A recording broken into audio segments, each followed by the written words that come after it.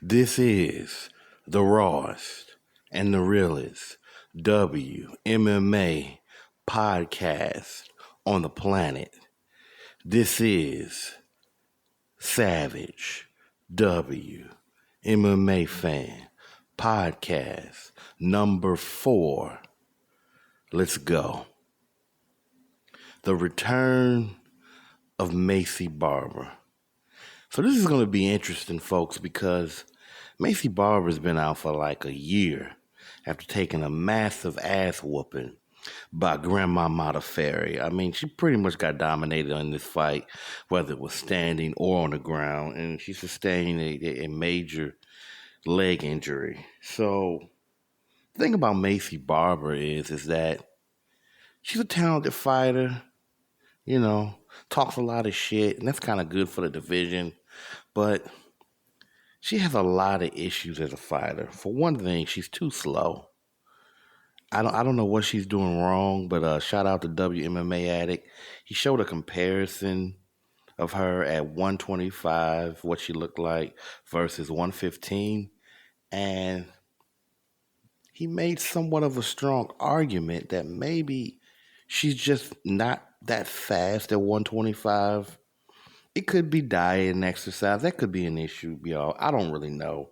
But she definitely retains a lot of power.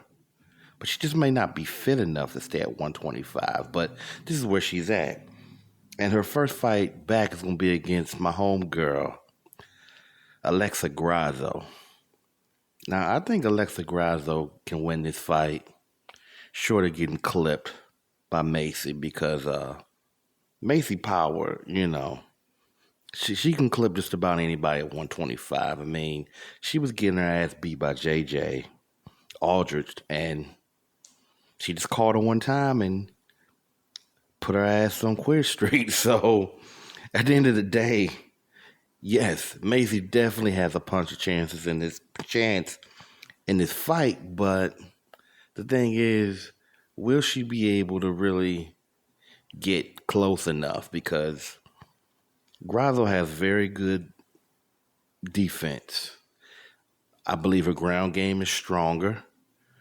But can Maycee maybe kind of get in close and work knees and elbows in the clinch to nullify the, superior boxing of Alexa Grasso? Or will she kind of just sit back and see if she'll catch her? I don't know if that's going to work. So the only way I see Maycee Barber winning this fucking fight, she got to make it an ugly fight. That's the only way. But this is going to be an interesting fight. What is it, February 13th, I believe is the date. We'll definitely be talking about it a little more. But Maycee Barber is back, and we'll see what she's able to do. And this kind of segue me into today's second topic, because I also want to discuss the dichotomy of the villain fighter. The dichotomy of the villain fighter. And the reason I say it that way is because shout out to Coach Shelton Harrison. He did an excellent video talking about what's different about Maycee Barber versus other 125 pounders. Because as you may know, in the 125 division, y'all, you got some scared motherfuckers who they don't want to call out nobody. They don't want to fight no goddamn nobody. They just don't want to do shit, right? They want to wear that uniform and they want to get paid for it, but they don't want to make any type of sacrifices. And they don't want to put shit on the line. And, in any profession, it doesn't matter what it is, you're never going to move up unless you're willing to take some type of risk. And I'm at the point now where I think there's going to be a whole bunch of ladies out of that division pretty soon because they need to shape up or ship out. And Dana has, been adding some pieces to that division. like Jessica Andrade and Cynthia Cavallo, and now Nina Azaroff. Even Nina Azaroff is jumping in the 125-pound game, because you can't have people just sitting back all damn day like, well, who's gonna fight her next? Who's gonna fight her next? Because I'm not gonna fight Valentina. Or you can be like Lauren Murphy, where you want a title shot, but when motherfuckers ask you who you want to fight next, it's mums the word. It's just you don't have a goddamn thing to say. So, but getting to my point about this villain dichotomy, I think that people have this misconception about how the business works and how these fights are sold. See, people love the spectacle of the actual fighting, but if you don't have any drama applied to this shit, then the interest is not going to be maintained, especially for the casual fans of sports like boxing and MMA. So, Coach did this real good video. I'm gonna leave the link in the description, and I'll be sitting here reading my own comment to kind of open up what I'm trying to say here. So here's the comment that I posted underneath Coach's video on Maycee Barber. I agree, Coach. Every division needs a diversity of characters, and that includes villains. Heroes / relatable fighters draw people in, but villains shake things up. And you have beloved villains, Valentina Shevchenko, Maycee Barber, potentially. And you have despised villains like Joanna Jędrzejczyk and John Jones. These folk provide the drama to the spectacle of it all. So that's my point.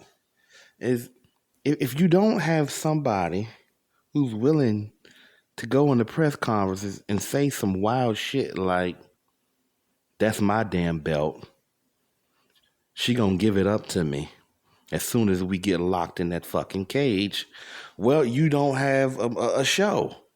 You don't have a show. You don't have the drama. You don't have a bunch of people waiting to, buy up all the tickets or order it on pay-per-view. So the good thing about Maycee Barber is that early on she was willing to say stuff like, I'm the best and I'm going to be the champion. My nickname is the future, and trying to become the youngest UFC champ ever. Yeah, you can argue whether or not you think she took it too far or this, that, and the other, but most of these women fighters in particular, they don't take it far enough. They don't call anybody out. They don't promote themselves well. And, they got some horrible money management skills. Not all of this is their fault, because they did hire managers that are supposed to take care of that. But at the end of the day, you're responsible for your career. So if you see something not working, you got to work that shit out. So the villain in the UFC is equally important as your hero, a hero, I guess, would be somebody like Holly Holm to some degree, or maybe like a GSP back in the day. But the bottom line is, if there's no opposition, there's no storyline. And you need some level of fucking storyline. And then you had people back in the day like motherfucking Daniel Cormier, who, I don't know, he almost was like a fucking anti-hero because he did all the right things. I mean, the collegiate shit, all the, apparently he never got busted for steroids. But deep down, he's no less selfish in ways than a lot of other fighters, because he whined a lot and he cried a lot. And, it's somewhat bringing into question. And not that I didn't like him as a fighter, but I'm saying is, You got those fighters that's almost like those in-betweeners. And then you got those fighters like fucking Valentina, who a lot of people love Valentina. But at the same time, Valentina is a cold-blooded fucking killer, dominating the flyweight division. So she may be a hero to me, but at the same time, I respect that she's a villain. She's a savage, you know? So you need that blend.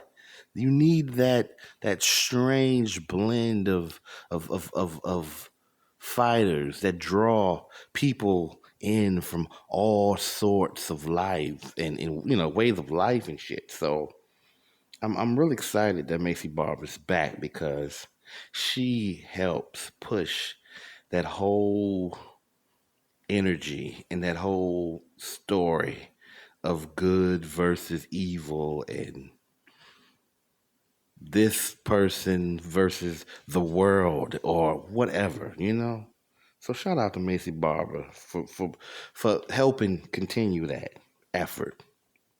Now, I have to take a few minutes to talk about everybody's favorite Australian woman fighter in the UFC, Megan fucking Anderson. You know, Megan is essentially getting an extension on an ass whooping, like like extended ass beating countdown. You know, like she was about to be killed, and they said, no, hold up, don't put the blindfold on it just yet, because that's what it's gonna look like in there against Amanda Nunes. Like, by the time she's knocked out, beat out, choked out, she's not even going to realize what fucking happened to her. That's what I think Amanda's planning on doing. But unfortunately, Amanda got hurt. You know, there's just some speculation what type of injury it is. And Amanda tends to have a lot of space between fights. On this channel, I've been very vocal about her taking too much fucking time and how they need to take away one of those motherfucking belts from Amanda Nunes. But that's neither here nor there. Nobody in their right mind believes that Amanda Nunes is afraid of fucking Megan Anderson goofy self, you know. So Megan Anderson, she made a statement in an interview when they was asking her about it. Like, well, Megan, do you think that if they offered you a fight, would you take the fight for like an interim belt? And Megan Anderson was like, well, you know, I don't think that's going to happen since it's only going to be like a couple of months. And then, you know, we can do the fight early next year. But yeah, if they offered me a fight, I would take it. I'm like, why the fuck would you say some dumbass shit like that, Megan? That don't make no goddamn sense. You getting called to wood fever? You don't take a fucking interim fight when you're guaranteed a championship match that you're going to make more money than you ever did in your whole entire motherfucking life. You know what I'm saying? What are you thinking? Where's your brain at? Is it stuck somewhere out way back in Invicta? Just the goddamn UFC. And this is the biggest fucking fight of your mixed martial arts career. I don't know what the fuck is going on with Megan Anderson, but apparently something's wrong. Because just the mere idea that you would take a fight with anybody in that hollow be thy name division, just hollow. There's nobody. This is Megan Anderson, there's Amanda Nunes, and two other motherfuckers in the whole division. So who you gonna fight? You already fought them already. And what? You gonna fight fucking Danielle Wolf when they bring her punk ass into the division? That ain't worth it. So why not just wait? So I'm waiting for Amanda. I'm waiting for Megan Anderson to do some stupid shit like accept a fight. And she only got 2 months out before she can fight the champion. You know, just take your fucking annihilation by the champ. You know, go to the hospital. Let them, you know, put you back together. Cut your check. And just move on, you know? And then you can go back to what you're really good at, which is podcasting and interviewing people. Like I already said before, I would love to watch a fucking show that's hosted by a 6'1" tattooed Australian named Megan Anderson. The Megan Anderson Show. Shit, it's already a hit and it's not even out yet. But anyway, moving on. Ashley Yoder needs to win this damn fight against Miranda Granger. I don't see how she's going to lose this fight. I mean, she has better stand-up. Her ground game is solid. I mean, Granger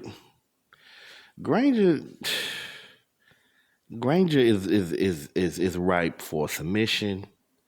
I mean, her head is just right there. Her head is just like a fucking a balloon just being bounced back and forth. So I really hope Ashley Yoder does this because at 33, I mean, this is probably her prime for her. I don't and I don't see the UFC giving her another shot if she don't win this fight. Neither do I for Quiet Storm, Randa Marcos. I feel like both of these fighters need to win at this point. But I don't know. Maybe they'll both lose. But I really hope that they both win. Especially Randa Marcos, because I'm a fan of Randa Marcos. And I think all of these fights that she's had on short notice has finally gotten to her. I think it's become too much. And as I was saying on the live stream,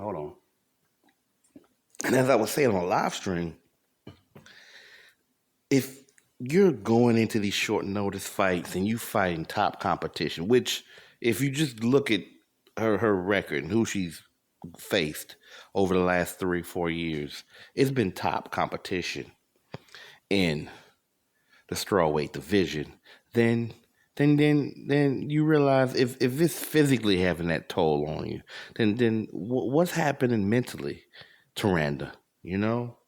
So Randa should be able to beat this Japanese girl. I just think she's stronger in all areas. So shout out to Randa Marcos. Shout out to Ashley Yoder. Because if you don't win this goddamn fight, Yoder, I'm going to get my man Yoda on you. All right. Savage of the week. Savage of the damn week. Oh my God.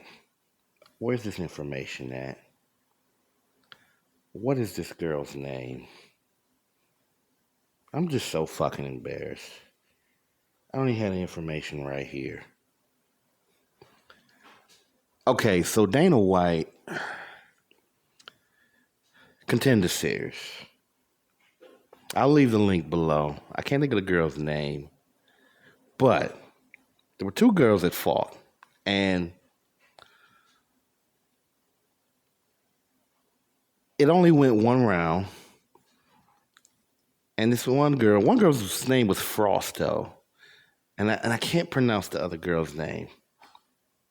But at the end of this fight, this Frosto girl just got blitzed. Like, this other girl just came in and threw like a 4-punch combination and just cracked her jaw. And then she just went slam the fuck out. And that victory won her contract. I don't know what she's going to do in the UFC, but some people were speaking highly of her. I even saw an article saying that this girl was supposed to be, is she the next Ronda Rousey? I hope not, because I don't want to see or smell anything that looks like Ronda Rousey right now. That's just my opinion, though. So, I just hope that we get some good fights this weekend. I hope they're very entertaining. I hope all my picks win. And as we are closer, at least, to some vaccine for this COVID-19 shit. I don't know. I don't know if I'm taking that fucking vaccine.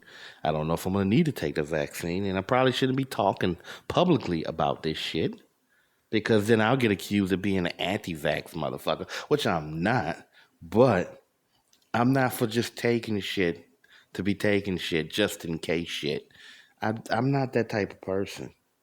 And just because somebody get paid a lot of money and a motherfucker does some shit like, yeah, I endorse this. I mean, a lot of people have endorsed a lot of fucked up shit in this country, so, which probably led to outbreaks, murders and cover-ups. But this isn't a political show.